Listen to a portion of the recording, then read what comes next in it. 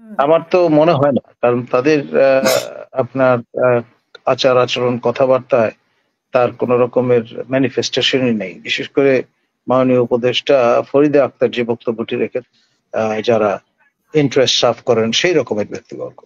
তো সব মিলিয়ে এই যে আপনার পাঁচমিশালি আহ, লোকজনের যে বাতাবরণ সেটাকে আবার অনেকে বলছেন এনজিও সরকার। প্রবাসের সুবাদে জানেন যে একজন ইহুদি হতে হলে তাকে মাতৃসূত্রে ইহুদি হতে হয়, অর্থাৎ হুম, তার মা ইহুদি ছিলেন।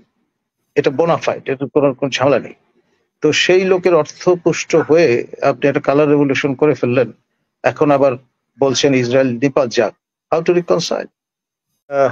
আপনার তারা শুধুমাত্র সুপারিশ করতে পারেন মাত্র। এই বিষয়গুলো কার্যকর করবার জন্য আপনার জনগণের ম্যান্ডেট সম্পন্ন সরকার দরকার। এখন আমাদের মাননীয় উপদেষ্টা ফরিদা আক্তার বলছেন তাদের জনগণের ম্যান্ডেট আছে, তারা নির্বাচিত। তো এই ধরনের কথাবার্তা মাইন্ডসেট যদি থাকে তাহলে তো আর কোনো গ্রামার ফলো করার প্রয়োজন পড়বে না, তাই না? কদিন পরে হুম, যদি তারা মন কলা খাওয়ার মতো বলা শুরু করে, নির্বাচন তো ইতিমধ্যে হয়েই গেছে, সুতরাং নতুন করে নির্বাচনের কি প্রয়োজন আছে? তো হুম, এই যে লাগাম ছাড়া কথাবার্তা, আহ, এটি নিয়ে আমাদের মাননীয় উপদেষ্টা আসিফ নজরুল একটা সাফাই দেওয়ার চেষ্টা করেছেন, কিন্তু সেটা কতটা গ্রহণযোগ্য হবে, লোকে বুঝবে, আমলে নেবে, সেটা নিয়ে আমার ঘোরতর সন্দেহ আছে। কারণ আপনার দান দান তিন দান, আপনি এটা তো বারে বারে এই বিভ্রম, তারপর আপনার কথার চাতুর্য, এগুলো দিয়ে শুধু কথা তো চিড়ে ভেজাতে পারবেন না।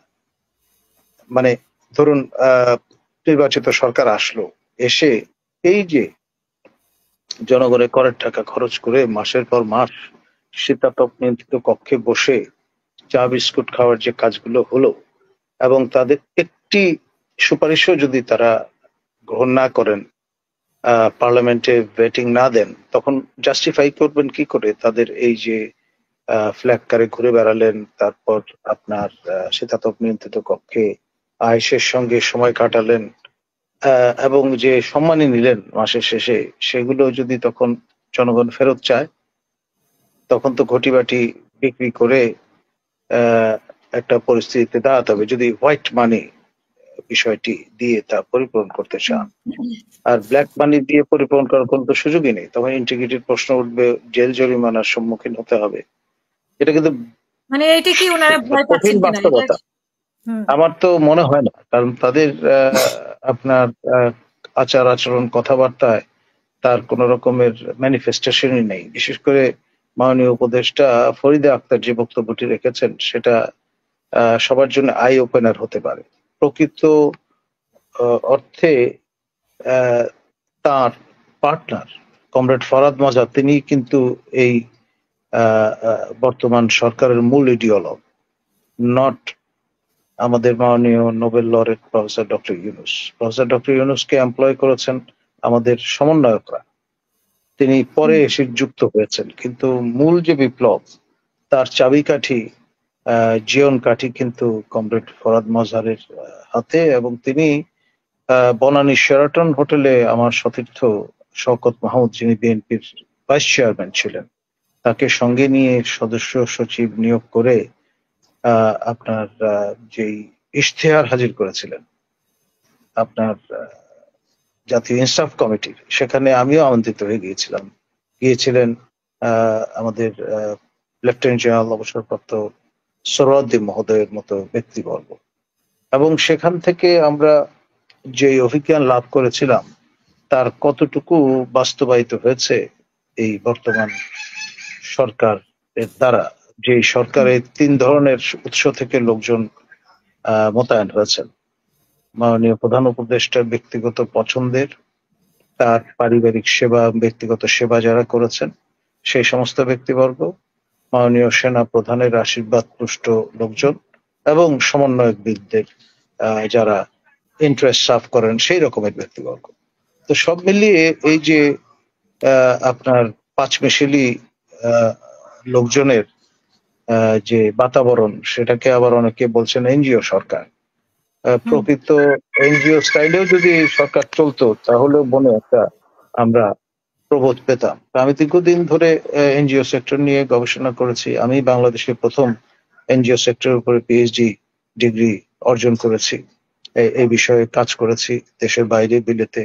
আমার এমসক এসসি, পিএইচডি এবং পোস্টডক গবেষণা পুরোটাই এই এনজিও সেক্টরকে নিয়ে। কিন্তু এনজিও সেক্টরের যে আপনার ফিলসফি, যেটাকে আমরা অ্যালট্রুইজম বলি, পরার্থপরতা, সেটা কতটুকু অবশিষ্ট আছে নীতি মেপে দেখলেও খুঁজে পাওয়া যাবে না বর্তমান সরকারের আচরণে, কর্মকাণ্ডে। এবং বিগত এই ৮ মাসে তারা যে জনগণের করের টাকা যেভাবে ব্যবহার করলেন সেটা নিয়ে। দেখুন, ওয়েস্টার্ন ওয়ার্ল্ডে যে লিটারেচার আমরা পাচ্ছি সেখানে তারা বলবার চেষ্টা করছেন যে এটা একটা কালার রেভলিউশন।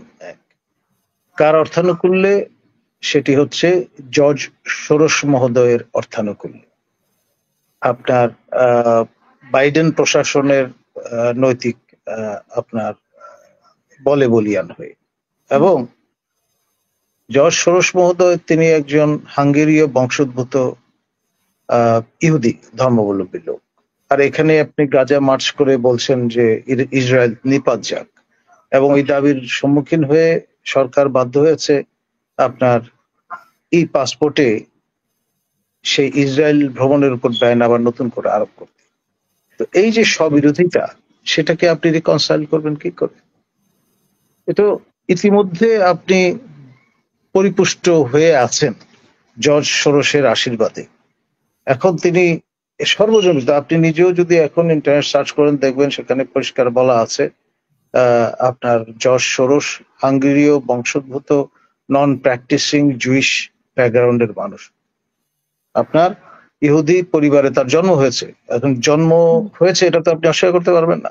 আপনি যদি এখন বলেন উনি নন প্র্যাকটিসিং জু, সেটা ভিন্ন বিষয়, বাট তার ধমনীতে তো ইহুদি রক্ত প্রবাহিত। আর আপনি নিশ্চয়ই ব্রিটেনের দীর্ঘদিন বসবাসের সুবাদে জানেন যে একজন ইহুদি হতে হলে তাকে মাতৃসূত্রে ইহুদি হতে হয়, অর্থাৎ তার মা ইহুদি ছিলেন। এটা বোনাফাইড, এটা কোনো ঝামেলা নেই। তো সেই লোকের অর্থপুষ্ট হয়ে আপনি একটা কালার রেভলিউশন করে ফেললেন। এখন আবার বলছেন ইসরায়েল নিপাত যাক। How to reconcile? আর মার্কিনীরা আমার জানা মতে তিনবার অন 3 অকেশনস মার্কিন সরকার বাংলাদেশ সরকারকে অনুরোধ করেছে ইসরায়েলের সঙ্গে সম্পর্ক নর্মালাইজ করতে, ইসরায়েলকে স্বীকৃতি প্রদান করতে। আমরা তো বরাবর কি হাসিনা বলুন, কি এরশাদ বলুন, কি আপনার ইউনূস বলুন, সকলেই কিন্তু সেখান থেকে সাইয়ে করেছে। এমনকি ফখরুদ্দিনের যে